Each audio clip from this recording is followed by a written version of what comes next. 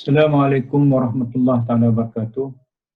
Um, so hi, how is everyone? Today I would like to share with you a topic which is particularly important for PhD students or master's researchers trying to finish up their writing, their thesis writing. Um, I'm going to base my talk on the lecture that actually, or a short course that I gave way back in 2017, Guide to Good Thesis Writing. It's a bit long, beginning from the whole idea of what probably research thesis is all about, and towards the end until probably a little bit on the examination, the viva. So I'm going to stop in the middle of the presentation, the slides, so that I will continue in the next video. So I won't be long. I'll just spend probably the most 25 minutes to present my talk. Right. So basically, what you brought to seminar, what it says about you, are you listening? So never mind. This is just, when you do PhD, there's a lot of jokes that probably you will come along and you'll see. Laptop young assistant professor working on 3 proposals at the same time. Okay, if you're a young professor, a full professor already playing with gadget. Hopefully, a full professor doesn't do that. But the pity is the young, budding researcher trying to understand things. So this is the progression of an academic, but it's a joke. Okay? It's not serious. So what is a thesis?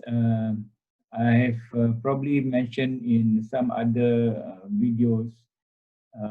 It is a statement or theory that is put forward as a premise to be maintained or proved. So you must have a central thesis in which you do your research. For example, you want to prove that the way to implement quality management for small businesses is different for between large and small companies, or between electronics industry and for example, food industry. Okay, or my central thesis is that there must be a better way of improving the supply chain management process for a certain industry. So you want to probably improve the supply chain. You want to come out with a new framework. So you must have the central thesis, central argument, your postulation. But the easier definition is a long essay or dissertation involving personal research written by a candidate for a university degree. A doctoral thesis, a dissertation. Okay, so this is a piece of writing that is that you compile, that you actually express in your own words in what you call in written format. Okay, and it's going to be compiled and submitted. Okay, it's a doctoral thesis. So there's two definitions that probably you need to understand before you move forward. So writing a thesis is a long and difficult task. Okay, but it is less daunting once you have a couple of chapters done. So I would suggest that researchers, you start writing from the first day of your research work, or first day that you actually read journals, scribble down, write a few sentences, summarize what you have actually found, put into words what you actually think.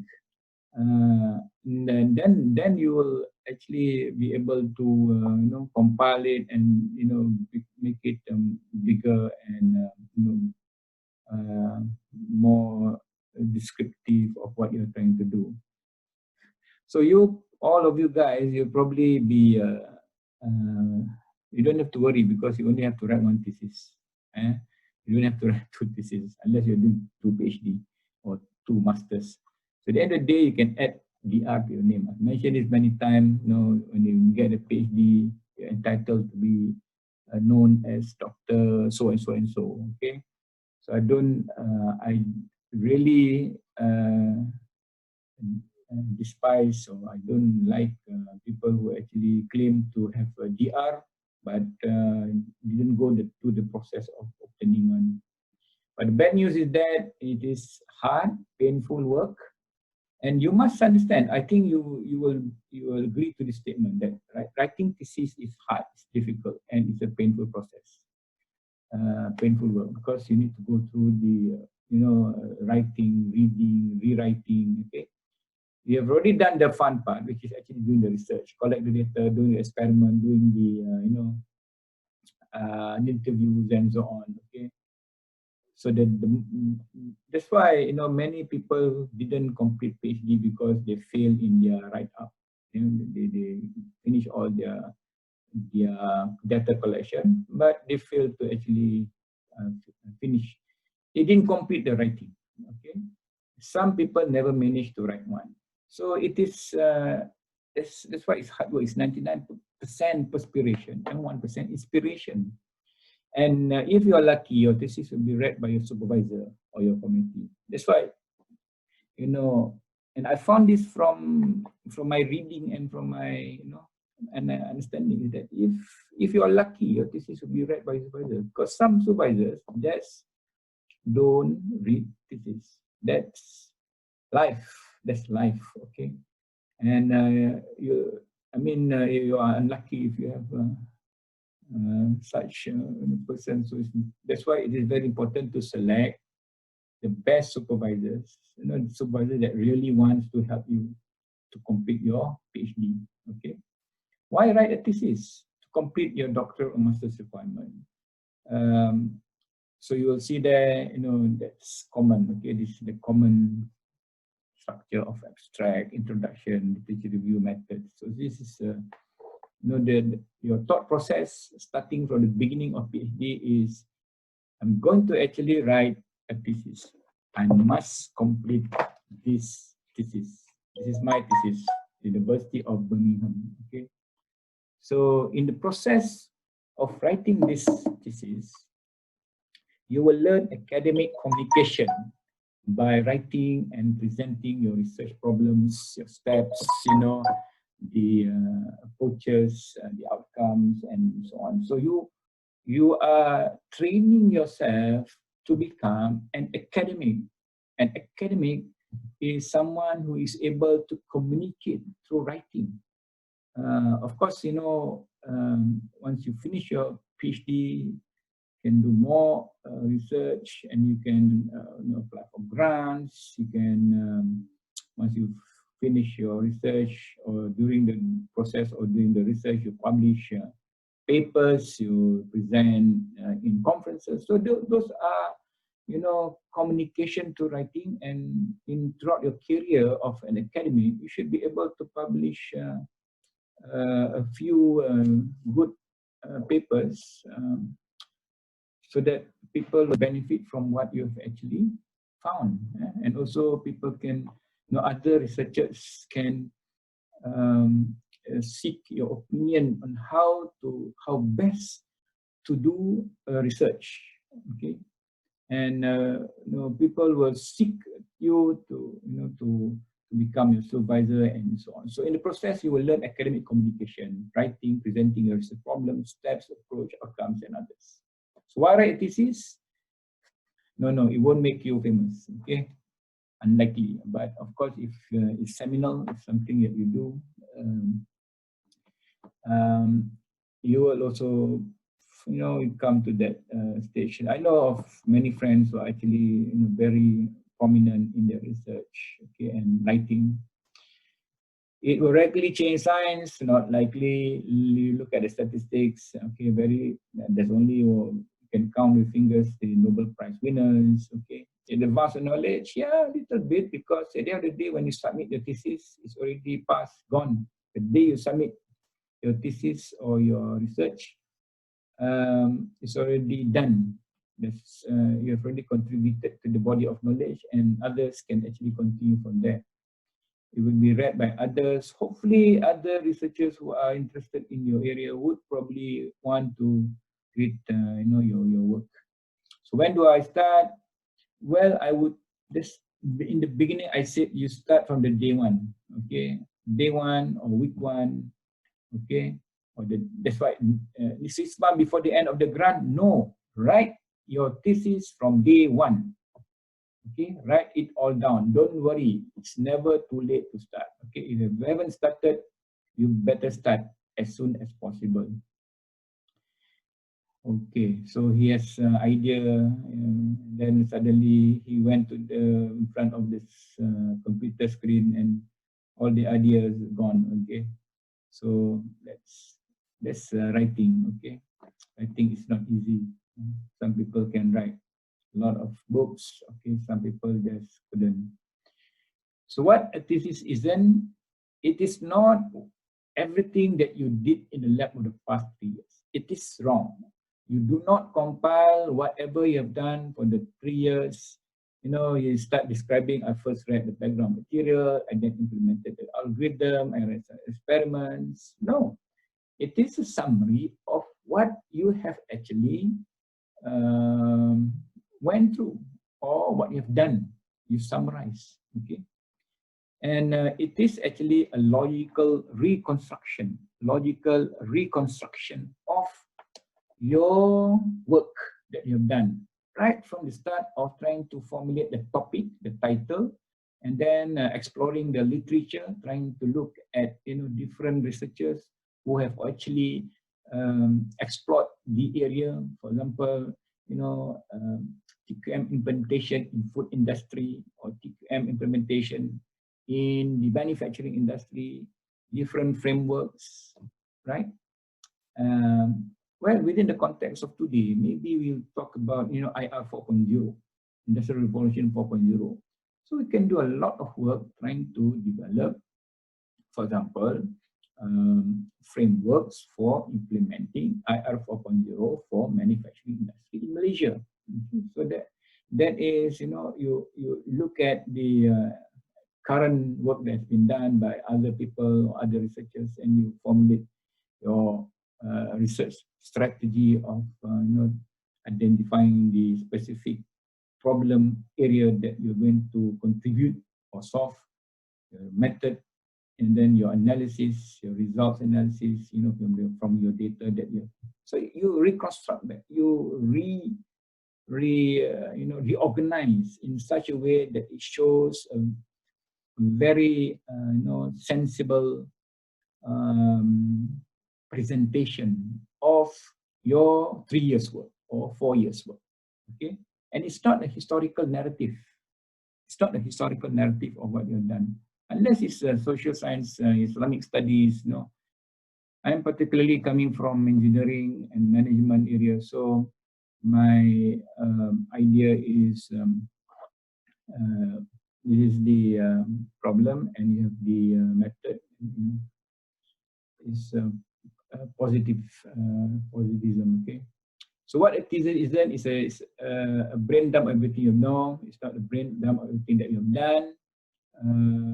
Get to leave out the date. No, you have to fill up in any of these gaps. It is again a logical reconstruction with a single coherent message, which is your thesis, which is your theory, your framework, your new product, your new idea, okay. So that is. So is a thesis demonstration of understanding of the state of the art, critical application of existing work that's been done. It's a novel contribution which you have actually evaluated systematically. So the best way of, I ask these questions, in fact, my students, I will give them first is an example of a thesis. You need to read a few theses in order for you to know, have a feel of the standards, have a feel of the the level of difficulty, the methodology that is being employed. So all these things are very, important for you to actually understand. Okay. Because when you read a thesis, you can start thinking, you need to have an introduction. You need to have, a description, a review of the literature. And from the literature, you devise the method of trying to address the research gaps or researchable issues that you have found in the literature. So it's very logical. It's common sense. It's just common sense. Step one, identify the problem. Step two, of course, identify the problem from the literature. You need to read a lot of journals. And I mean, literature review, it's not something that you get cut and paste. No, you need to read the instrument that is being used by the researcher. Why have they selected those variables? Justify it. Just don't take and repackage and say that, okay, I'm going to use this. I've seen many that researchers didn't actually justify the selection of the variables. So read thesis. When you read more thesis, you will be able to judge. Okay. So what is a PhD thesis? It opens up a new area. It provides unifying frameworks. So these are some of the elements or things that is being done in the thesis, in the PhD work. At the end of the day, you develop new methodology, you develop new tool, you develop algorithms, you produce negative results. Okay, it's something negative is okay. You tell others that, for example, the area of total quality management is almost saturated. Almost saturated. It's not much work can be done in total quality management anymore since it started in 1990s. 1990, I saw the first thesis by Robin Mann. He's now the director for the Center for Organizational Excellence in Massey University in New Zealand. 2 volumes of total quality management framework for large companies. Okay, so now it's already 20 years, 25 years. So you go and explore new areas. Okay. Now all thesis is these 5 chapters. If you can structure, look at the overall picture, you'll be able to, strategically identify. That's why table of content is very important. Outlining the table of content for your research is very important. Then you start filling up, right up to fill up, these missing things. Introduction, the thesis message, the background, the context, the definition, the notations, the objectives, and so on. This is not, it's not exhaustive. We can look at many literature, what you call writing thesis books. It's a lot of them. And literature review, theoretical or algorithmic development, research framework, research gaps, what are the burning issues, and you have to analyze past research. So literature review, we'll see, but I'm going to always emphasize that literature review is about compare and contrast different research. Summarize according to your understanding, summarize in the form of table, summarize in the form of flow chart, summarize in the form of diagrams, and explain them.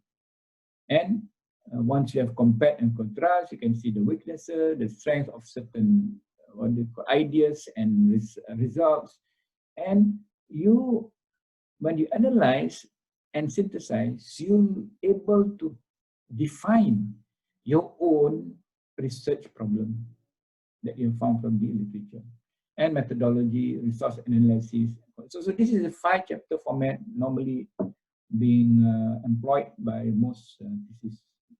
However, if there is 2 chapters on methodology, that is acceptable, or 2 chapters on literature review, that's acceptable. You design, you decide, but you decide the number of chapters, but it must have these 5 elements: introduction, literature review, methodology, resource analysis, conclusions, and research, future research. Okay. So for your exercise, those who are writing, I suggest that you write your thesis outline. Now, today, you write your thesis outline and you put section 1, 1.1, 1.2, 1.3. And you start to link up and try to have the overall, what do you call, overview of what you're going to complete at the end of the day, your thesis. Okay. Right. I'm going to stop now. Sorry, I'm going to stop now and I will continue for the next video, next chapters, next, contents that is required for you to write your thesis. You can listen and view other researchers' opinions or other lecturers, academics. It's okay. But if you have any questions, put down in the comments, okay, and subscribe to my channel.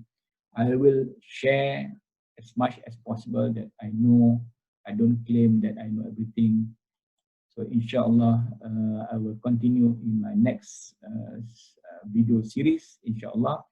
And provided also I will improve on, a lot of other things, like the audio. I know I'm struggling. I'm trying to improve it, inshallah. Let's share knowledge and let's share ideas, and all the best to you in writing.